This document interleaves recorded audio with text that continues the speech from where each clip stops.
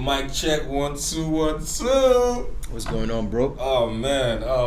I'm so happy to have a very special guest on my podcast today. Like, this is my brother. This is my gym partner. This is someone I speak to on a very deep level. He has the #1 record in the country right now. Feelings. My bro Ladi Poe is in the building. Yeah, it's good to be here, bro. Man. Bro, I'm gonna have to join in on that finally. class. Okay, it's what it is, man. Bro, it's good to be here finally. Bro, thank you so much, man. It's actually long overdue because on a normal day when you and I speak, it just goes so deep and into so many realms that even the type of conversations we have are just so versatile. Yeah, like, all the time actually. Yeah. I know it doesn't happen with me and everyone, but so I take note of this one. And bro, speaking of gym, we need to go to the gym. Yeah, we do. We've been slacking. I mean, he's doing better than me. Yeah, man's been slacking. I'm not gaining weight, but I'm not losing weight. My build is anyway. That doesn't matter. So yeah, bro, like off camera, we're talking about a lot. Yeah, a lot. already. And, a lot. And I just want to segue back into a few things we were speaking about because one of my bros here, his name is David. He's also an artist, and he was just asking you a few questions, right? And you were giving him some like solid advice that I think needs to be shared on here as well, you know. So the first one I want to really speak on is we're going to speak on a lot of things, but let's start with the attitude of entitlement, because for you as a rapper in Nigeria, I mean, you know you're dope, you understand? You know you're a very good rapper, but for you to be where you are right now, you've had to go through different like sequences, different journeys. Yes, you get definitely to make you who you are today. But at every point that you thought that shouldn't it be now? That's some form of entitlement, right? So how did you like condition your mind? Basically, let's start there. That's a really good question, man. And it's interesting that you took it from the angle of entitlement. Typically, when you think of entitlement, we always think of about another person feeling entitled to something that you may have or something like that. But to now make it introspective like that's deep. For me, I think the one thing that really conditioned my whole thinking was I did not realize the reservoirs of perseverance that I had. You know, and like I felt like one of the things that always slowed me down was taking the time to understand what my artistry was. And once you embark on that kind of, I can only call it like self-discovery, because it's a version of self-discovery, just in a musical sense. It's to understand where you come from, what you want to do, what you want to say. You now start to realize that nobody owes you anything. Nobody owes you a listen. Nobody owes you anything. You have to be your most genuine self, because there's no other way to guarantee anybody's going to listen. There's no gimmick that I know for sure is going to work. I don't know. All I can guarantee is I'll be me. You know what I mean? And I've been lucky enough that is now over time. And when I say over time, I stress that, because there's no such thing as overnight success. Anybody you thought just came like that, there's many nights that went into that thing. So I feel like the actual self-discovery part takes away some level of entitlement. You come in thinking, I am dope, you should care. It's not enough. The talent alone is just a little bit. The work ethic is twice as important or 3 times as important. Okay, so let's talk about the talent aspect first. What made you decide to rap, and how did you even identify yourself as a rapper? My rap ability was something that I discovered by accident. You know, it was not something that I thought I had at all. I remember like my brother, my cousins, they'd be listening to music. All of us would be listening to music, and we'll now say, okay, let's write raps. I didn't have that ability. They would come up with actual lines. Me, I went to go and listen to like other people's jams and just take 1 and 2 and add it and join and make a verse. You know, it pretty much. That's how I started. I started just grabbing from here, grabbing from this guy, and then we'll all rap it together. And they'd be like, this is from so and so now. I'm like, Ansu. You know. But like over time, I met some guys when I went to school. I went to school in Yankee for uni. Okay, and I was in North Carolina. And then some guys that I met, very key guys in my life and my career, they were into music already. And one of them, his name is Jeff, he brought a beat over that he worked on with another guy called Kurt, who ended up being my first producer. And I just, for some reasons, like, leave the beat with me. Can you leave it? Yeah. And he left, and I wrote something to it. And I don't know what that trigger was, what that desire was. I can't explain it. But since then, the relationship with the music has always been there. And I expressed myself that day through rap, and that has just been, I've gotten better and better and better at how I want to do it. And not just better, it's more about more confident in my own style. You know? Yeah. It's taken time, but we're here now. Bro, that's very deep. Yeah. So, okay, let's talk about, obviously, you're a rapper, but you're a rapper in Nigeria, which is a whole different paradigm of operation. Yes. You know, and the thing is in the music business, because we understand what we need to do to get the accolades we want. And when I say accolades, I mean the shows, the endorsements, the co-signs from other artists, all these things that formulate you to be an industry type artist. How did you get to where you are from just rapping as a talent? That's one of the most important questions to ask. I really feel like any artist that is coming up, any rap-based artist that's coming up behind me, needs to first discover and accept who they are. I call it the identity crisis, and I think mainly rappers in Nigeria go through it. I'm sure other artists do as well. But the identity crisis is, what exactly is my artistry? How can I present it to the world? I know that I like to rap, but they're telling me it doesn't make sense here. It's not valid. It's not sweet. It doesn't sell. Then who am I? Should I sing? But when I sing, is that wrong? Because they say that I'm no longer. It's a whole thing of overthinking. You have to come and arrive at a point and accept that. And build around that. That's what took me the longest to drop my first project. I needed to know what my artistry was. I needed to know what I wanted to say. I think that conquering the identity crisis is a very powerful thing, because once you get through that, you can't be shaken. You know what I mean? You can't be shaken. You know exactly what your music is. I think so now I identify myself as a rap artist. The artist part takes care of the fact that a rap song is more than just a hot verse. The fact that there's a hook, there's a bridge, there's a melody, and I'm in Nigeria, so the melody got this sweet. For sure. Do you know what I mean? For sure. So packaging your music in a certain way, over time it comes to you, and your fan base will tell you when you get it right. Okay, so bro, you mentioned like identity crisis, right? So for me personally, right, in order to kind of like not forget who you are, especially in your own personal journey, right, you kind of have to surround yourself with your tribe. I've actually done an episode called Finding Your Tribe, right?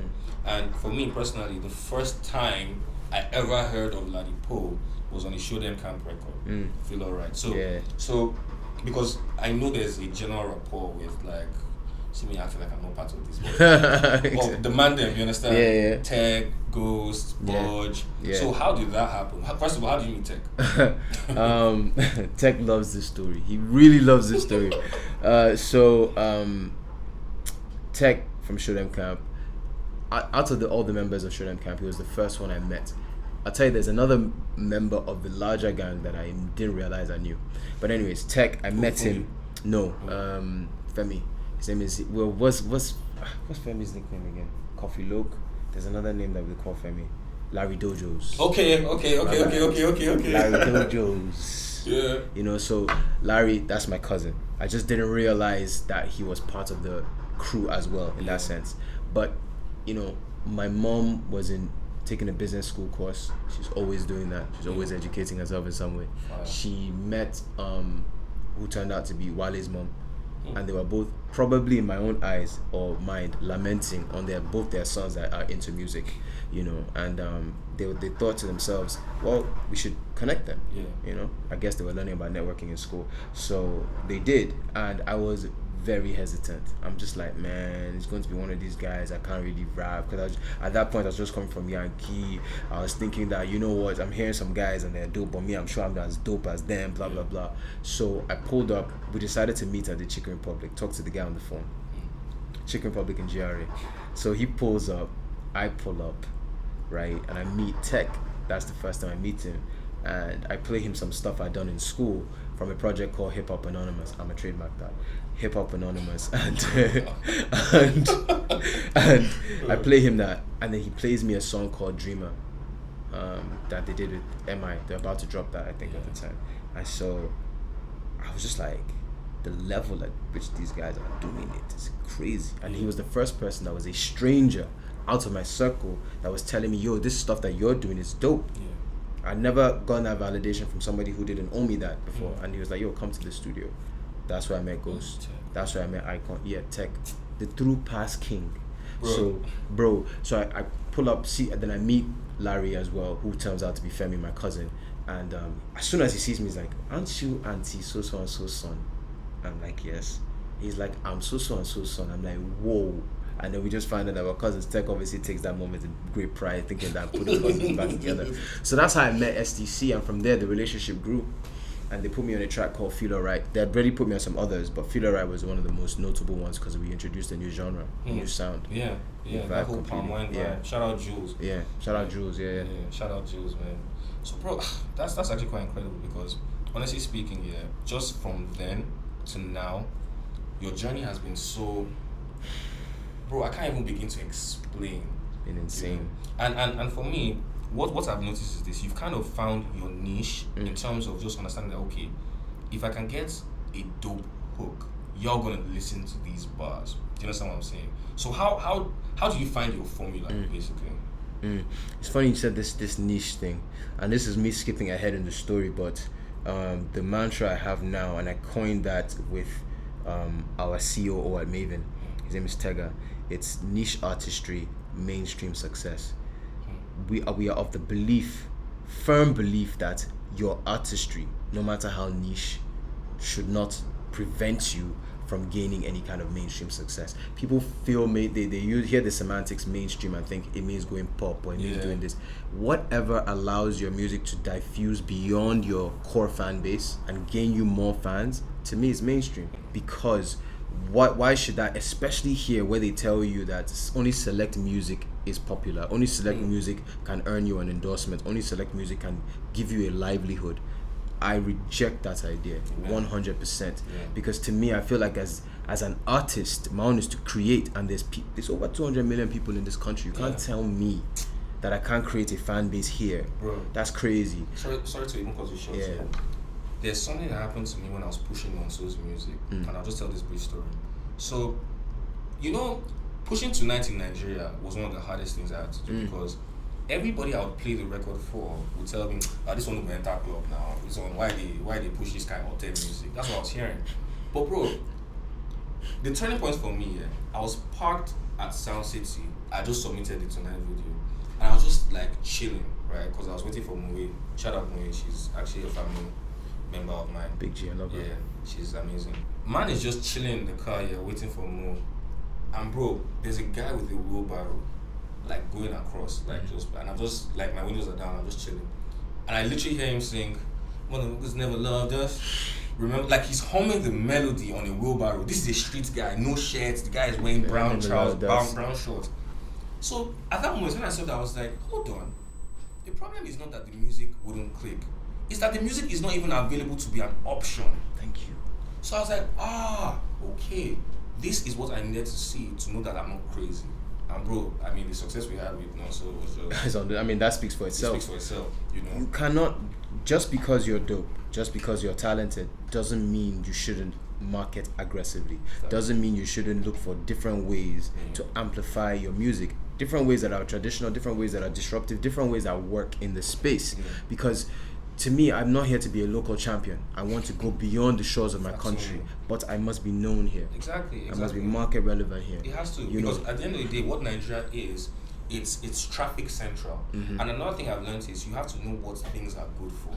Yes. For example, Nigeria might not support you financially, but it would give you that clout, that noise, if you do well here, to push your agenda globally. Because you need that. Yeah, of course. You need that. You need that home base. You need that place where they love you. When you step into the city, they know you're home. Exactly. And I think that a lot of times that because you believe so strongly in your talent and that's your main belief system, you forget the importance of other aspects. The leader of the revival, Monica, came from that idea that my music is valid. I need to remind myself my music is valid, and I'm reviving that ideology, and anybody else who believes that it's valid, come under this umbrella. I know what's so amazing. Yeah. You can say that because man's got the number 1 record. Do you know what I'm saying? Yeah, you know what I'm saying, fam? So, bro, I want to talk more about your journey because I mean, just if you guys didn't know, Ladi actually had a 9 to 5. So I want you to tell your story from that 9 to 5 transition to, you know what, I'm gonna do this thing, and I want you to literally say it to the point where you linked up with Don Jazzy to have that discussion, because I also know. So we've spoken about 9 to 5.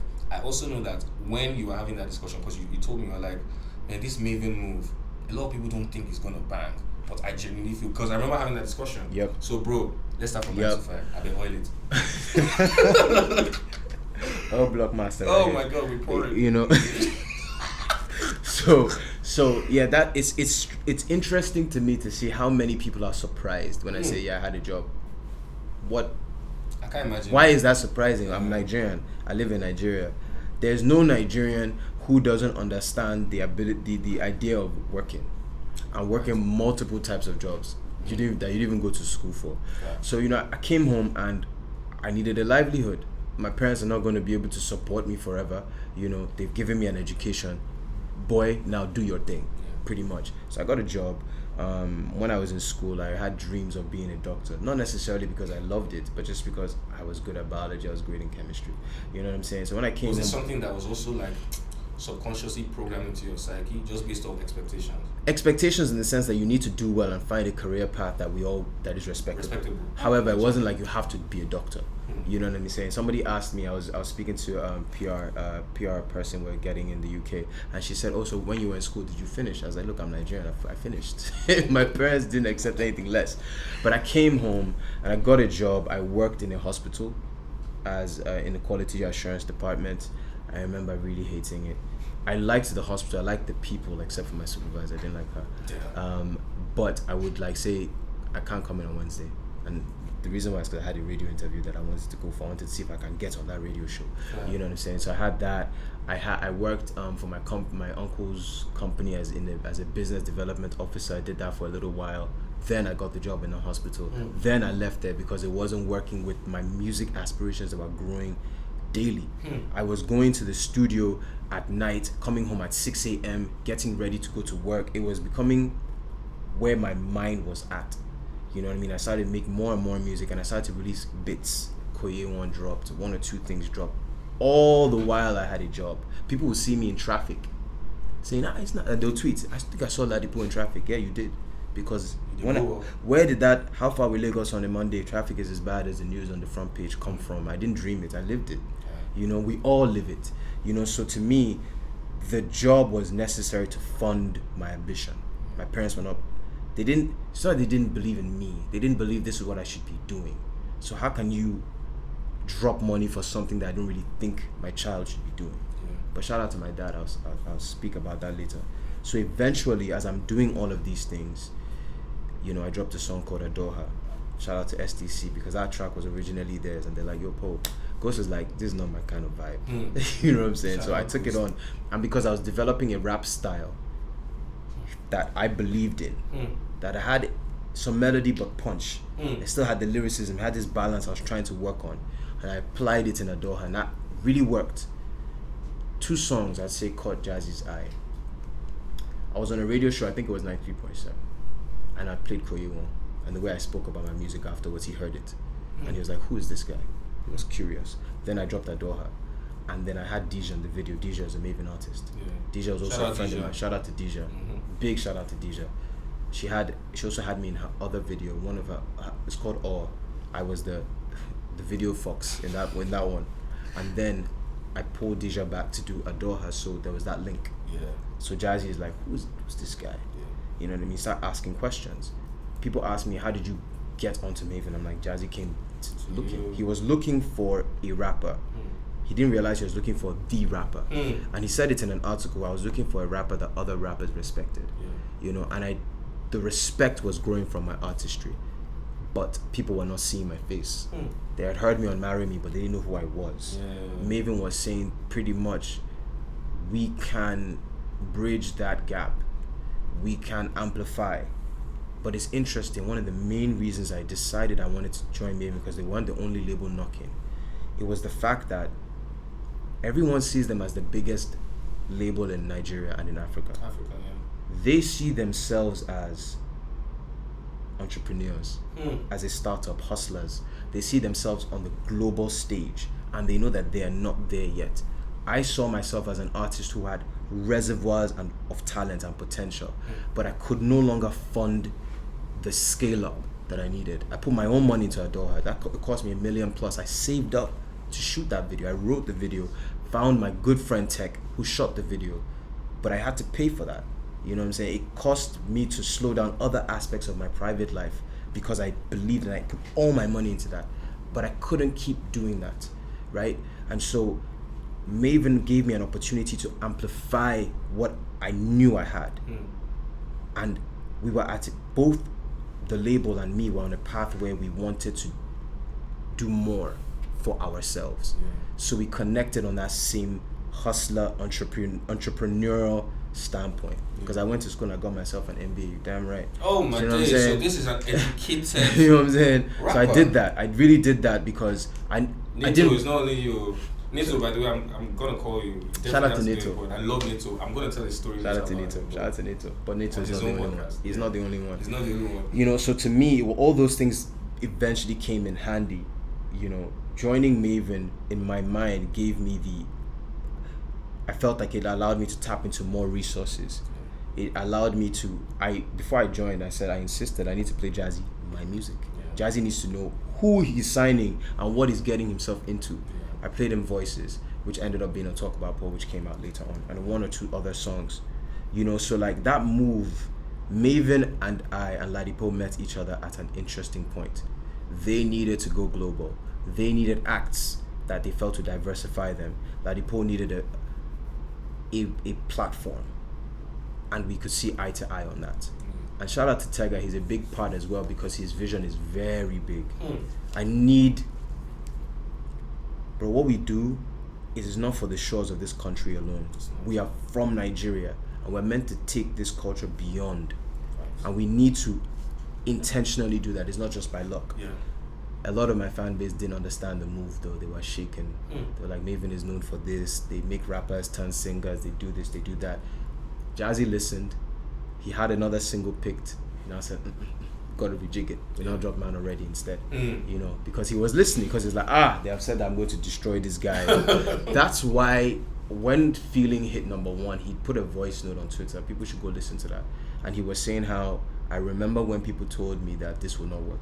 That when Ladi Poe joins, that we will destroy his good. He feels just as validated as me, because a lot of people told me as a rap artist, you can't be seen, you can't be relevant, you can't make money. And daily, with every single verse, I am proving them wrong. Facts. You know what I'm saying? That's a snippet of the story. Because to do this thing that we do, it takes perseverance and sacrifice. Bro, the risk, the financial risk. And you know, I'll tell you one thing that's very interesting about music that a lot of people don't know. The time where you might have your biggest thing happen to you might be the time where you are lowest financially. That is a fact. Not just financially, mentally, spiritually, everything. And personally, you know what I've learned? Bro, the spiritual aspect of the music industry is not a joke. You literally have to rely on God for most of the things, because there's so much that is outside your control. You need the fortitude. You do. And bro, you said something earlier about putting your money behind yourself. Bro, a lot of people don't even understand the concept of doing that, because they focus on what they are losing, not what they are gaining. So another thing is the perception of what you have about yourself. Yes. Because bro, if you don't genuinely believe in yourself, you wouldn't put money behind yourself. Thank you. That's it. You sacrifice. I mean, big shout out to my parents, because they gave me the love that was needed to feel like, you know what, we don't really, this path, this hobby is not really the one, but we sunk a lot into you, so we believe in you. And one of my first 2 things that my dad did very big, I had this song called Basile. He paid, I wanted a band to play the music in the studio. He paid for that band. And then my first video, well, not my first video, one of my videos called Koyewon, he gave me the money for that. Those 2 things let me know that while I don't fully see that this is the path for you, here's this. but it gave me the impetus to say, I will run this thing myself. I will come back to my parents and they'll see the value. Now my dad is doing the Know You challenge. Now my dad is hitting me up to say, I listen to you, I'm feeling, they really like your song. Do you know what I'm saying? And it's changing their perspective of what they know is possible. My brother told me the other day that I'm proud of you because you validated something that people thought you couldn't bring integrity to. Do you know what I'm saying? Because bro, let's be honest. Just from a rap standpoint, nobody's really doing it like you. In terms of the music speaking for itself, you don't need to do too much. Because you just spoke about the Know You challenge. I was going to talk about that later. In terms of like how that happened, your relationship with Simi and all of that. But bro, when I was seeing that happening, I was like, Ladi is actually mainstream now. Do you understand? He's in there. Man is in there. I'm confidently. Like, oh my gosh, I'm so happy, bro. And shortly after, when we were shooting the key video, right, when you pulled up, because that's the first time I'd seen you after the song. Yes, true. Bro, I was so happy to see you. I was like, this is my guy, bro. You look different, man. You know what I'm saying? The aura is different. Oh my god. And I think that's one of the key things in our success. If you look back and look at the DNA of it, guys, my guys are part of it. Icon mixed feeling. Yeah. Number one. Icon mixed Know You. Shout out Icon. Big shout out to Icon. Tech linked me up with Buju for Know You. You know what I'm saying? Like, we are in each other's story still. Somebody hit me up the other day and talked to me. What was it? At the show I was performing at, and he was like, "Yo, are you still cool with Show Them Camp?" And I was like, "Yeah, of course." He was like, "Yeah, because most people when they move up or when they I won't say he misunderstood it and felt because I was working with STC. I'm now a Maven. He saw it as a switch of camps. He's like, how's your relationship with them?" I'm like, bro, they knew about the deal before it happened. The encouragement came from them. Like, that's what brothers do. I keep telling people, I joined the music game through brotherhood, and that is rare. Yeah. Most people make you sign a contract for that. Yeah. That's you know facts. What I'm saying? Yeah. That's facts, bro. People don't, and the problem is, because when people approach this thing from a contract standpoint, it makes me think, because bro, when I managed him, so probably one of my biggest mistakes ever, I didn't give him a contract.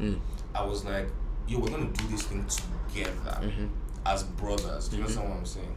And for me, just understanding that thing of how life is intertwined into the work we do. Because if you work in McDonald's for a second, bro, let's just imagine someone works in McDonald's. When you clock into work, you literally can fake smile with your workouts all day, all night, and then when you're out, you're out. The genuine friendships you make in that workplace are friendships you make for life. Boom. In this industry, you don't clock out. Thank you. So you mediate constantly with your co-workers. Do you understand? The problem with that is you start questioning things because of the setting in which the industry relationship was formed around. Because everybody wants the same thing, mainstream success. So how do you navigate the real from the fake? Guy, that's so powerful. First one was you don't clock out. Wow. You don't even sprinkle oil, you drop the oil. It's anointed. Like, you don't clock out. Yeah, you don't. And first and foremost, that has a massive impact on one's private life. Massive. You're having a partner that believes, and it's not just about them compromising, you also have to compromise with them, but that one is a whole different conversation. You don't clock out, it means the relationships you have within the industry are also important, because you need to navigate with people that have a shared vision and also you can genuinely work with. Yeah. And that is, I was telling Donna just earlier, that's hard to find, but when you find it, it makes things much easier. Things seem easy. Yeah. You know what I'm saying? Like the relationship you have within your own team. I think those kind of things are powerful, and those dynamics need to be one or two times shared so people can understand that, look, man, without your team, you're nothing. I find it funny when I see people tweet that, yeah, man, I did this thing on my own, you didn't. No, you didn't. Bro, I always say this thing, I stand on the shoulders of giants, bro. So that is why you can see me. You know what I'm saying? Like, you did not do it by yourself. Nah. And bro, like I said, like, I always have to talk about, because for me, the non-so experience and the Thames experience are two different things. Bro, for non-so speed, I was alone. Let me explain to you what that means. Now me, they go TV. Now me, they go radio. Now me, they do email. Now me, they do bookings. Now me, they do marketing. Now me, they think of ideas for branding. Do you understand? The experience that was non-so Amadi was me sitting down, thinking about something and saying, yo, bro, I think you should do this. Do you understand? Just based off the records he would send me. Do you understand? And bro, I got depleted so fast. Bro, I had lost so much weight. Bro, I wasn't myself again. So when we split, because I was based in London then, I had to come back to Nigeria. the first thing, because obviously at this point in time I wanted to look for another artist, but then the situation didn't work out, so I was just like, I'm done. And then Thames and I became cool. Like, that's a different story for a different day. But when I was moving back with the intention of finding a new act, the first thing that came to my mind was I need a co-manager. Yeah, because you've been through it. Yeah. The experience was necessary.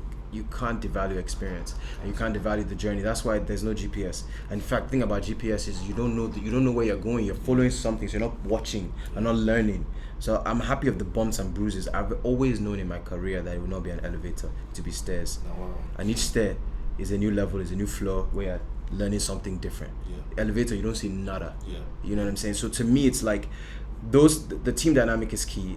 People that know me well know I've been self-managed for a very long time. I used to write my own press releases, all those kind of things, send them out to all these guys. Now I'm where, and everything is learning and unlearning. How can I brought on a new team, how can I step back? How can I allow myself to be managed? That's the hard part. I'm wearing these sunglasses not for vibe and drip, even though it looks drippy. My eyes are tired. When the promo run for feeling, I've not been to the gym, I have not eaten well. You know what I'm saying? My point is that it's blood, sweat, tears that moves it, but you have to identify people that you're going to ride with who have a similar vision, who will gain.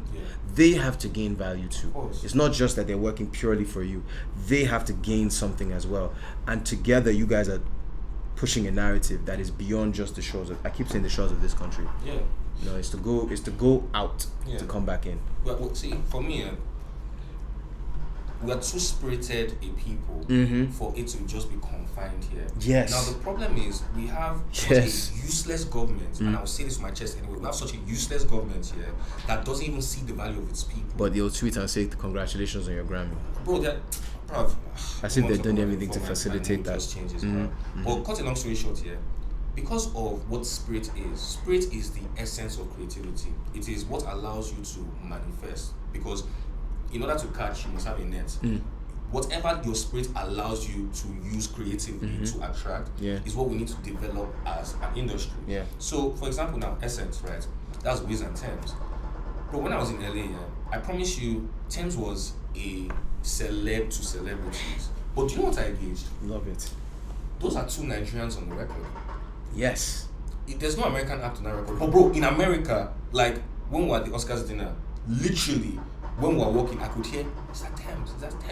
Even when we met Dempsey here and we shook him, as we were leaving, some guy walks up to him and is like, yo, is that Dempsey? He's like, yeah. That's and I'm like, by the way, I'm Dempsey. Yo, do you understand? Daniel Kaluuya, he walked past Thames, he looked, he came back, said, oh my God, I'm such a fan of your music. I'm like, rah. And these are great people. These are people who are breaking ground. They recognize talent. They recognize grace, they recognize anointing. Do you understand? Thank you. So for me, great words. For me, it was just realizing that it's not a mistake that we're here, because this is God given.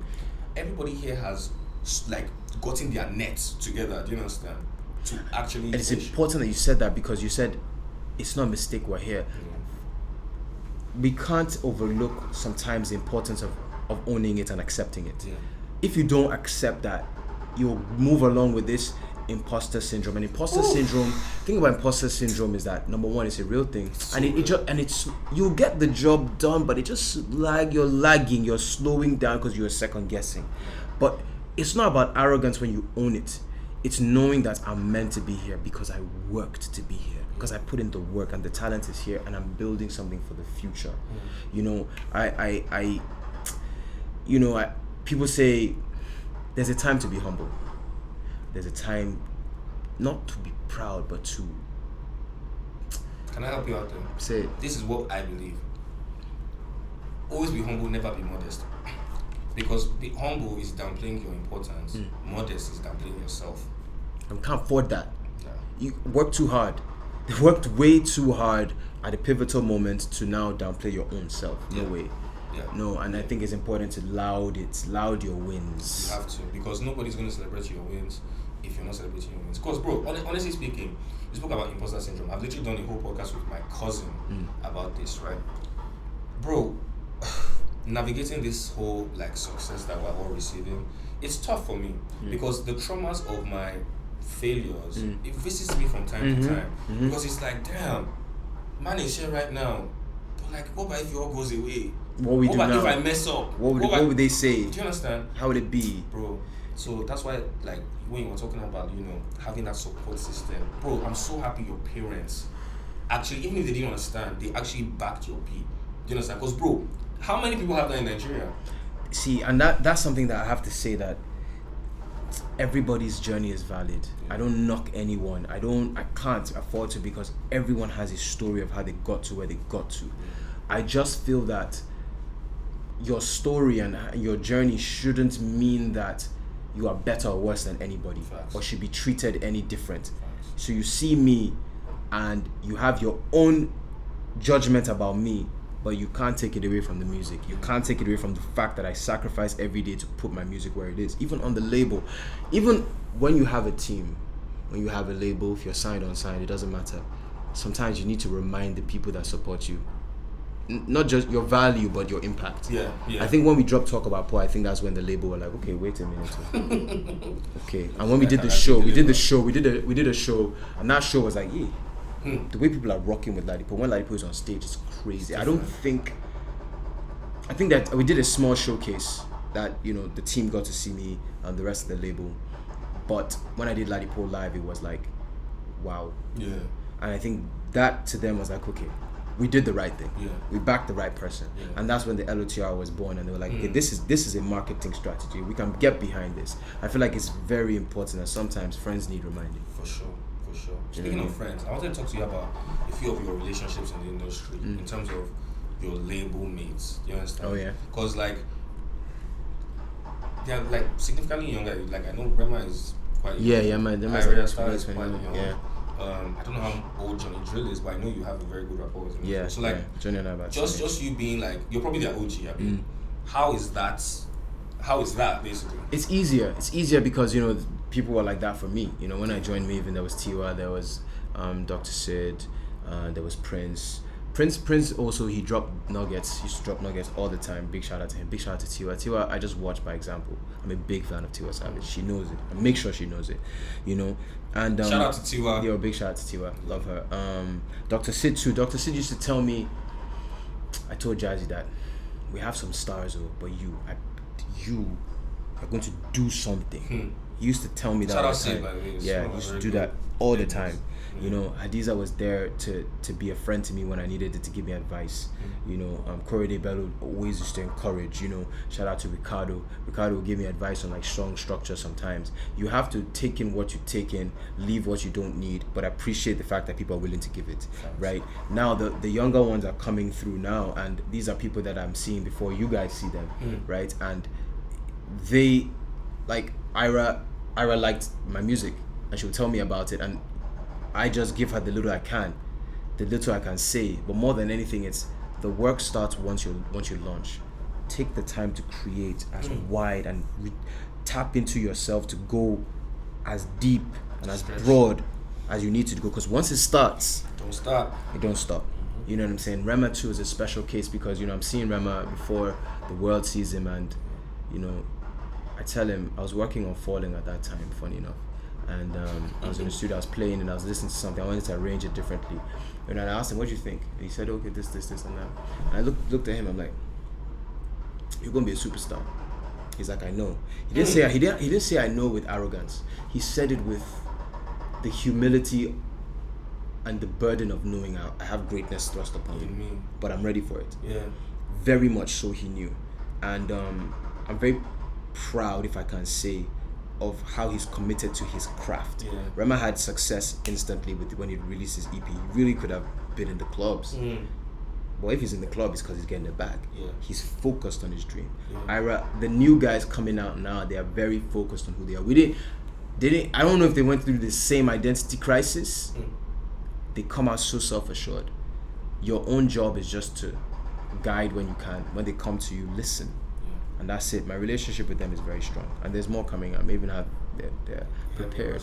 Oh wow, bro! Look, I wanted this to be so much longer, but you have an interview. Yeah, I do. Soon, man. It's all good. It's all love. It's all love forever, my bro. Yeah, nah, bro. This is a special. I tell Don all the time that, man, this podcast, what he's doing, and the unique access he has, and the vantage point is key, because there's so many people who need to know and demystify how it really goes. Yeah.